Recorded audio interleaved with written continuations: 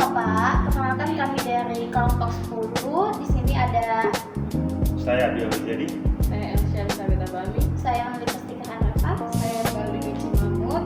Saya Gerard Dean, Valeria Prananda. dan saya Mino Kesulesi. Jadi kami dari Fakultas Pengelolaan Perhotelan. Jadi untuk pertanyaan pertama, menurut Bapak bagaimana keadaan manusia ketika berada di intermediate state atau masa antara sebelum kedatangan Kristus kedua? Intermediate state itu adalah kayak gini. Yesus belum datang kembali ya. Terus kamu orang percaya nggak?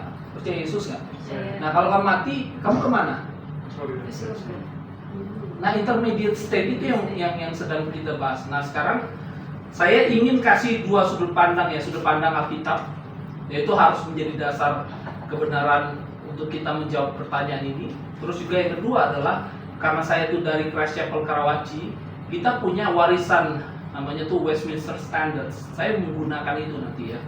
Saya ada catatannya. Nah di dalam Lukas 23 ayat 43 ya kalau kalian mau buka itu di situ kan Yesus sedang disalib tuh. Ada entah di kiri atau di kanan Yesus itu dia mengaku percaya kepada Yesus. Terus apa kata Yesus ya? Kata Yesus kepadanya, aku berkata kepadamu, sesungguhnya hari ini juga engkau akan ada bersama dengan aku di Firdaus. Bersama dengan aku, bersama dengan siapa? Yesus. Jadi Yesus yang bangkit dan akan naik ke surga.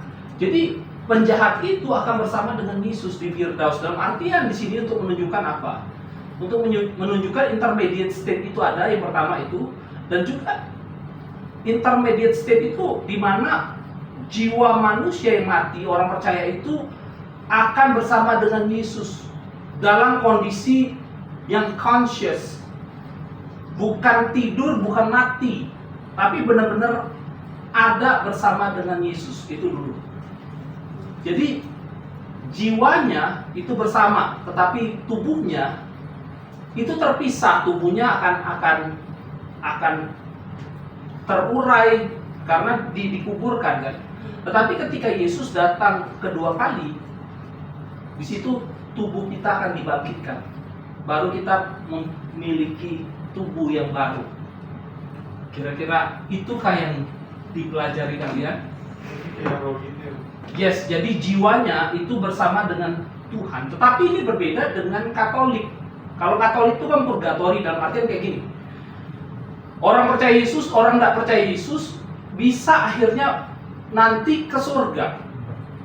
Jadi makanya kita perlu mendoakan dia agar mereka itu bisa dibawa kembali ke surga. Tetapi kayak gini, tetapi orang Kristen dan secara khusus Hipom adalah ketika orang percaya Yesus itu mati, dia langsung bersama dengan Yesus.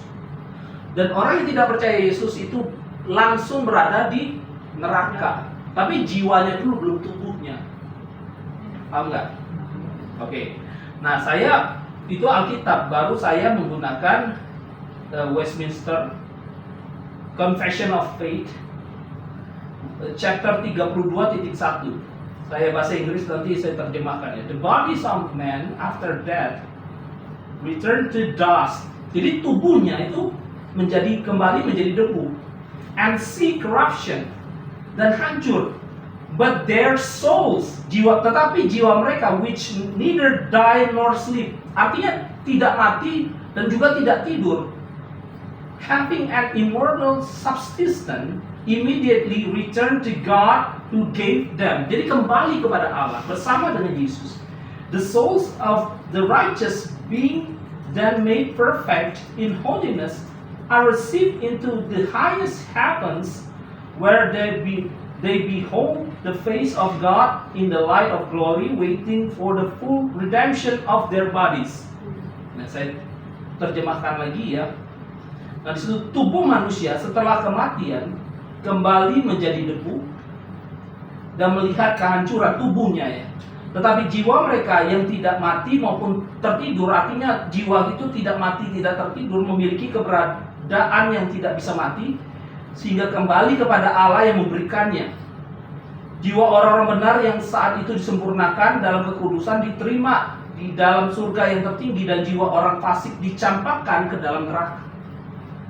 Jadi jelas sekali kekristenan dan reform dan gereja saya meyakini adalah ada intermediate state, tetapi intermediate state-nya bukan purgatory.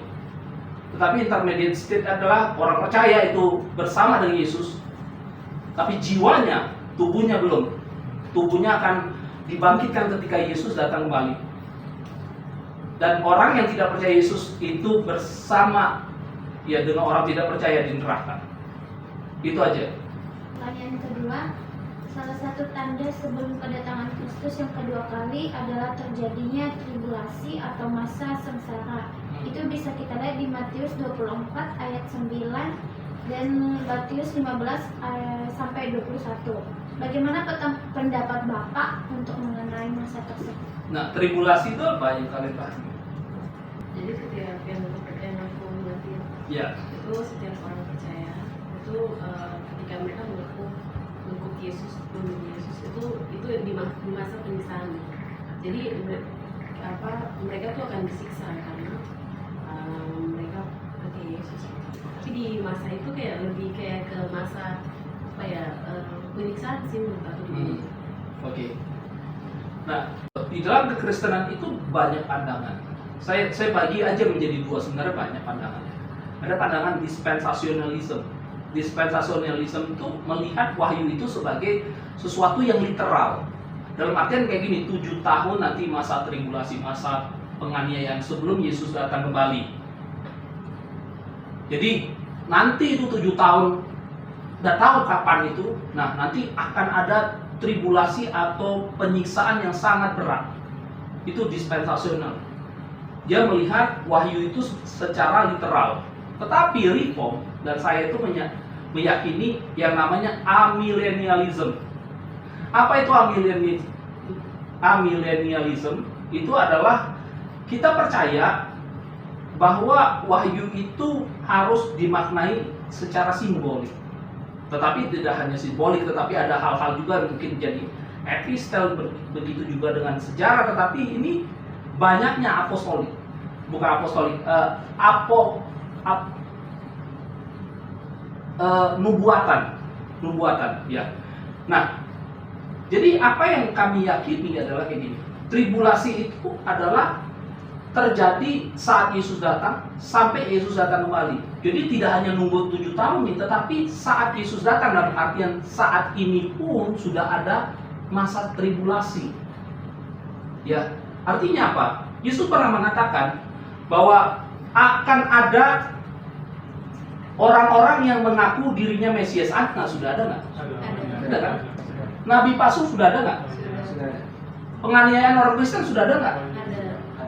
Nah itu, jadi ketika Yesus datang pertama dan Yesus datang kedua kali, itulah masa tribulasinya, itulah masa penganiayaannya.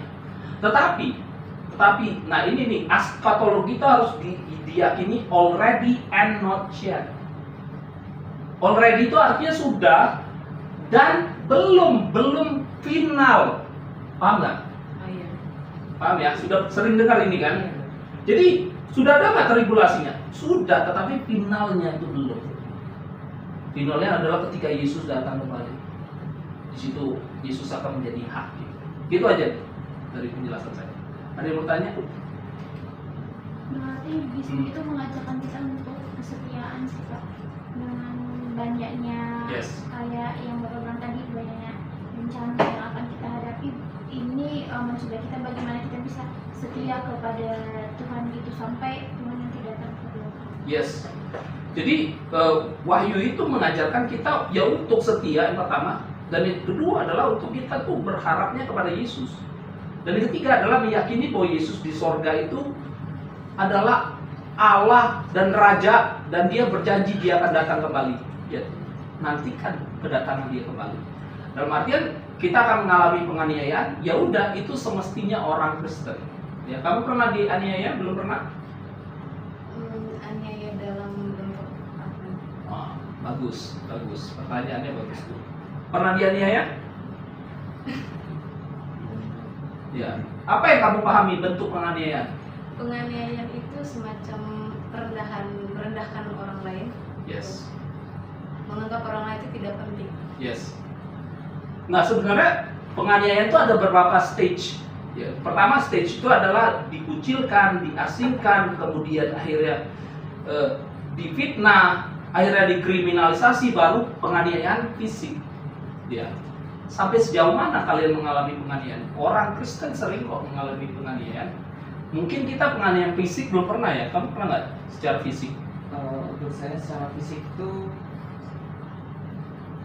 enggak, belum pernah. Tapi pernah dikucilkan nggak sebagai orang Kristen? Saya sebagai orang Kristen pernah sih, pernah dikucilkan. Kasih contoh. Contohnya kayak contohnya kayak waktu di masa kuliah itu kadang saya suka diperlakukan tidak adil, karena ya dimana contohnya kayak dalam bergaul dia ramah nih sama teman-teman yang lain, giliran saya ngegaul sama itu orang dia malah kasar ke saya gitu. Ya, itu bisa salah satu. Membangun gereja sulit kan, bentuk penganiayaan juga ya, pengucilan ya. Oke. Jadi kelompok kami merefleksikan bahwa kehidupan manusia tidak berhenti pada kematian, melainkan adanya pengharapan dan kehidupan yang kekal. Dan selanjutnya kemudian masa tribulation adalah masa di mana penyiksaan terjadi, dan penyiksaan itu terjadi di saat ini, di kehidupan sekarang ini. Sekian dan terima kasih. Tuhan Yesus memberkati. Bye-bye.